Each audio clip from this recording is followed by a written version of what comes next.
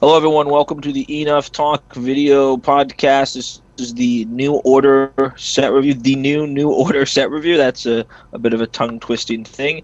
We're doing crab personalities in this batch. I'm pretty excited about crab personalities. I feel like this is really a spot where design can sort of dazzle us and impress us. Are you prepared to be dazzled and impressed, Jesse? I'm always prepared to be dazzled and impressed. And let's dive into it with All right. Are you a Mako. fan of delicious design? Yes, and this is, I think, so he gives us right at the bat, we get a courtesy guy, so we should take a moment and discuss courtesy. I'm a little lukewarm on it. I mean, like everyone else, I can acknowledge that when you go first, especially with military decks, you're often at an advantage, and we still haven't figured out the proper way to off balance that, sort of try to line things up so going first isn't a huge game breaking thing. Uh, we tried to take the initiative for many years. That was not well received. Courtesy is an interesting new approach. It's trying to design, like, cake in, go second balancing factors into the personality base. What do you think of that? I think it's a cool approach. Any mechanic that plays with the rules of the game as they exist gets a pass by me. Courtesy, though, is going to live and die on whether or not the effects are meaningful and whether or not the effects are meaningful specifically in a tempo sense. Do they allow a player who goes second to regain the momentum that they lose by going second? And so an ability like Resilient has that potential that lets Right. you chump defend and break their first attack down a little bit. And we talked at different points about resilient. That was last set's big new keyword. It's hard to do a lot with a single resilient guy, but if you can get enough resilient guys out there, or perhaps play the terrain and the card that fetches for the terrain, there's definitely there's a way to construct your. Like I said, we saw this with the World's Unicorn deck, where he specifically was like, I've got X percentage of resilient plays. I try to defend with a resilient guy, get an attrition effect off, that kind of thing. Um, Crab's at a tough spot for courtesy because I don't know. Can we say they always go second? We can't really. Mantis, Scorpion, Spider, these are factions. Well, So, I Spider, mean, not this so is a much. guy that's like half. It, I choose to live in a world where Spider is a real toy.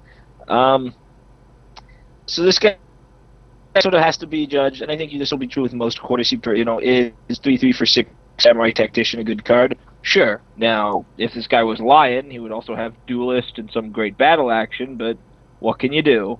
They tell me that that's just one of those things. Uh, I like him. I will play him. I played some Arani Sensei Crab. If nothing else, he lets me dash in a little bit of the Sun Returns into my military decks, and it's not like he's competing against such world beaters that you can't find space for him in a Crab deck. So I'm pretty high on Ayamako here. He seems okay. I'm gonna come against though. I don't think this guy has the juice to make the cut. He's not for force, which is what Crab's always looking for, yet around the 6 gold point. And the tactician trait's not something that they're going to dip into. For something like Sun Returns to run the full 3 copies, you're gonna need at least 6 tacticians, and the other options to fill that out are pretty Well, thin.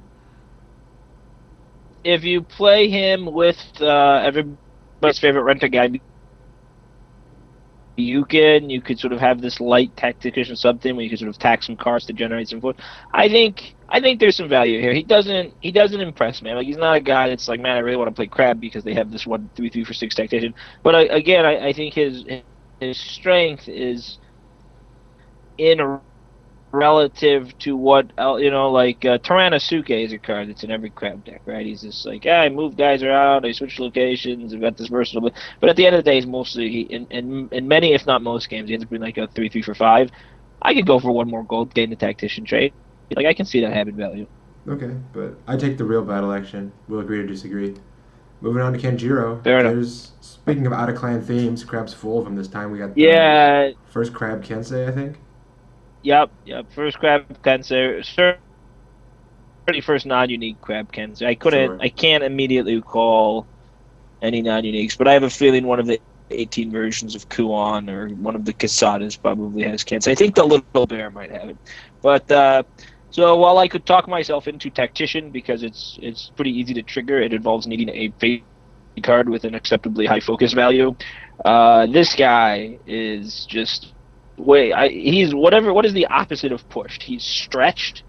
He's pulled. Is he He's pulled? pulled. This guy's So pulled. yeah, at 3-2 for 6, his stats are like just barely acceptable.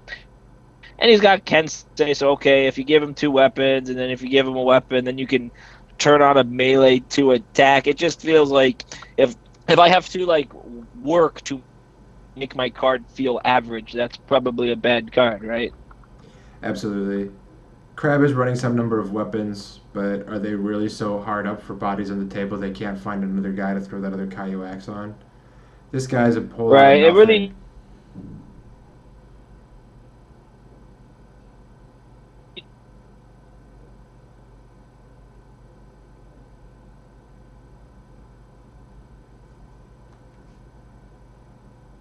Yep, so nothing. And moving up next is Hida Owen. Is this one a win? Yeah, Owen Burke. I assume he won something. I can actually just look, right? They tell me in my Oracle if I pop it up really quick. So he was a 6th ring kickstart supporter. Well, that's a lot less impressive than what I thought I was going to read. I love you, Owen. I mean, you're a cool guy, big part of the community. I'm a big fan. I don't know if 6th ring kickstart supporter is really an accomplishment to hang your hat on, but say love you. This is sort of continuing now. This is like the 3rd guy. I'm starting to get a little concerned about being dazzled and impressed. I think I like him. I like him more than Kenjiro, but probably a little less than the Tactician. 3 for 5 with 3 PH. That's a good stat line, but above starting on requirement. Fear 3 is a card that will do something. You'll battle something with a Fear 3. There will be a 3-force target. But boy, I mean, you give him 3 starting honor, and this is a good, solid, playable rare that ends up in a lot of decks, fills a lot of slots. At above starting honor, though, you really run a risk. I think people will still play him, and there is the upside of just smacking around factions that aren't very good. So good for you there, Crab. I sort of ambivalent. I don't nonplussed, I think is the word I would use here. Sure. Above starting honor pushes me off of this guy. It's only one proclaim above starting honor, so it is playable. And if Except someone chose to put it in their deck, I wouldn't hate it's it. not, right? You start. So if it was a 4, it would be exactly 1 for everybody else. But let's say I'm playing, I don't know, Hida Ayamiko from 2 cards back. He's got a 1 PH. Kenjiro's got a 1 PH. I think the next guy we're going to look at is the Ninja, who has a 0 PH. So he might not be 1 Proclaim. And that's the real fear here, is that, like, so if you have a Crab deck where every other guy is 2 PH and every other guy is at or below starting honor, then 3 Hida Owen's looking really solid and very playable, and you're just fine with him in there because you can take the small statistical chance of not being able to beat him out. But there's a real possibility in Crab decks where you're running guys like Hida Genjuro with 0 and guys with 1 PH. Like, he might be 2 proclaims off, and that just pushes him into an unplayable mess of garbage. It's just a little bit off designed, and that kind of bums me out. So I actually, now that I think about it, now that you've mentioned PH and the number of clubs, I think I don't like him. I think he probably never quite makes it into my decks. Because Fear 3 isn't, I mean, reaching out to grab a Fear 3 just isn't enough for me to take that inconsistency chance. Right, and so you were talked about the small statistical likelihood, and it's true, it's not a huge chance, but if you're going to pollute your deck with that sort of landmine to even introduce that statistical chance at all in the first place, you really need a big payoff, and I don't think a Fear 3 action is that payoff. No, I agree. So here's our 0 PH guy you just mentioned, Hiruma Toshi. We saw the first non-unique crab. Ken say this is maybe the first non-unique crab ninja? Yep. He's a card I'll play in draft if I'm drafting Crab and or Scorpion, and there's some small subset of Ninja cards I care about. There's no Scorpion Ninja this set. I don't think there's any Ninja cards this set either. So he's just sort of here, and he's kind of cheap, efficient force. I mean, right right now he's cheap, efficient force off the strong 20 festivals rotates in. I don't know what I'm doing with this guy. I don't have any opinion on it. I think he's just sort of there. I'm not excited. He's not so cheap as to be an Ikamashika type, swarm. If you really want to play a crab swarm deck, you probably have better options just in 4 gold too, right? Like I don't get it. He's fun, he's flavorful. I kind of like the art, but this is a big thumbs down. I think this guy, if you draft a Sheikah Sensei, you can pick Scorpion and Crab and have a 2 gold guy that triggers your Sensei. Isn't that neat? I think this is a huge flavor fail though, because the guy doesn't even have a mask on. It's true. That Like, that is definitely. so like, Well, I'm maybe he sure does have a mask on, but it's so seamlessly applied. it's like Mission Impossible. I think people can roll their I mean, eyes what at do you think? It my could be like a Scooby type man. yeah. People can roll their eyes at my horse rant about how cavalry guys should have horses. I think though you can give me the masked crab should have a mask. I know. I'm 100%. I'm 100. I mean, is it some sort of metaphorical mask? Like, metaphorically speaking, we all wear masks. Yeah, exactly. I don't know, man. All right, so finally we're gonna hit a guy I think we both like. Okay, This is so Kaio Kemi, the diplomat. She is our love letter personality right. for Crab. So I really like her. I think her numbers we are talk great. about the love letter. We talk about the love. Yep. Yep, we won't talk about the love letter I stuff don't. now, but check out the Sensei How video do for you that. how do you dislike it? Right, 3-2 for 4 is good force to, and then the courtier trait allows for some sort of sneaky splash courtier shenanigans in a crab deck. And I really like the battle action. First off, seeing a random card is information. So like right there, that's just like show me a little bit with what you're working with. It helps you get, is that information always going to be valuable? No, but sometimes it will be. And the ability to discard your thorough preparations or whatever it is that's been reprinted with a new title. But you know what I'm talking about, the card that when you discard, you draw a card. Yeah. You could discard that, and then you'll draw a card. I mean, it's just like there's some really interesting value plays to be made here. I'm going to play the crap out of this personality. I'm probably going to play it in Arc as it exists right now. I'll probably play it going forward. Decks tend to need some level of cheap guys just to make sure you can establish a board presence. Completely blue. Yeah, I love her. Every once in a while, you'll randomly hit their. And I like this guy. I like the idea of being able to slightly control my opponent's fate hand. I like being able to learn things. Yep. Yep. Sorry. In multiples too, right? This is a multiple card. When you have multiples, it really gets to start. You can really start to annoy your opponent with it. So hand discard, can be very effective. Can be very good. I'm a fan. Yeah, I'm not sure I'm all there with you on multiples because it's random. Say they're holding 2 cards and one of them's a grenade and one of them's a total bomb that's going to bring the house down on you. Sure. You can hit that. You can hit that doofy grenade, 3 times in a row, which we haven't even talked about possible. ways. I mean, I mentioned thorough preparation, but there's also stuff like I discard my Way of the Crab, which has a discipline action. Yeah, So it can produce if not actual card advantage, a sort of a virtual simulacrum of real card advantage, and it's all stapled onto this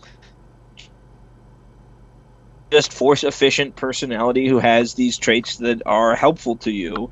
So I mean, it's pretty much all a win. Plus, I mean, Siege, if they ever make a play, without Siege question, this guy should have been called O-Win because this is the winner personality. It has a number of subtle effects on the way the battles unfold. Normally, you want to hold your fate strategies back. And try if to only play on Owen board was a first. girl. Yeah, if only. If Owen was a girl, that would have been great. Try to hold your fate strategies back and play them slowly. What this personality does, though, is it forces you to play your bombs quick before Akemi hits them.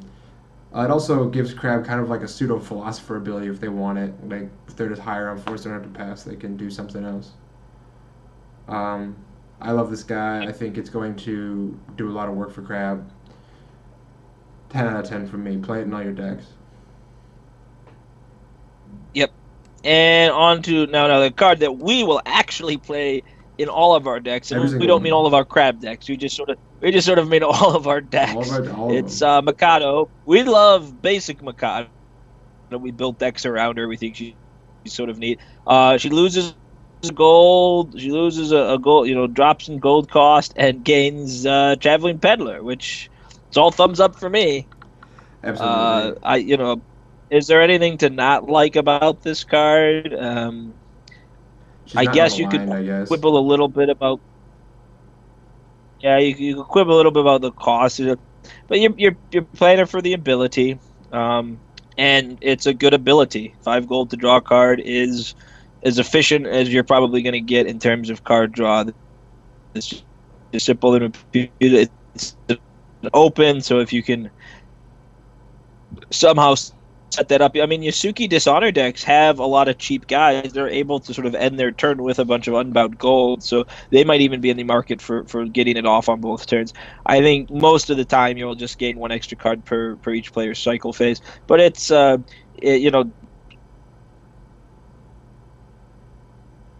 card advantage. We all know this, I think, but card advantage is sort of how you amass success in CCGs. That's a very broad generalization, right? But the ability to just slowly, turn your gold into a card is great. I mean, people play Counting House. Gives you something to do when you're at 2 provinces with too much gold. Really great personality in every crab deck till the end of the, and in some number of non-crab decks as well. Kolat, if you're playing Kobai Sensei. Would I play Kobai Sensei just to align, just so I No, can it get her for doesn't. 6 gold? I don't know, Kobai maybe. Kobai doesn't align him. I already thought about it. It just gives him Oh, expendable. it just gives them expendable. Well, that's a little disappointing, but okay. Yeah, she's awesome. There's not a whole lot more to say about it. Every crab deck will be playing her for the card advantage. Turning crab into mantis is sort of this funny little thing you can do. She's not a samurai, so you play her with a sensei all day, every day, and your box bows to buy a card. Like, hey, isn't that neat? Yep, and so it's also worth pointing out that a 2-3 courtier, Imperial Immersion, there might be something like she's a body. She's not just. I mean, you can use it to just draw cards all the time, but as a personality, she'll have some value as well. So just really solid. That's a really nice ability. Um, Big thumbs up. The Kolat really starting to impress me, right? Like it seems Kolat seems to be a trait that I don't know makes you cool. Yeah, that specific secret society really has gotten its stuff together lately. Yeah, I mean they held on through. I'm a little surprised they're still kicking. I kind of thought they were done, right? We eliminated the Hantai line to put on the Totori, then we got rid of the Totori to get rid of the Woko, and Fulang's gone. Instead, everybody like I'm not really sure what they're still fighting for. I feel like if their plan is to disrupt the Celestial Order, hasn't that been disrupted pretty vehemently, pretty impressive? Someone leave me a comment. What exactly the Kolat are up to these days? Like, what are we trying to do here? Yeah. All right. So that was Crab. Hope you guys enjoyed. Stick around for more videos. I'm Jesse. That's Paul. This has been Enough Talk. And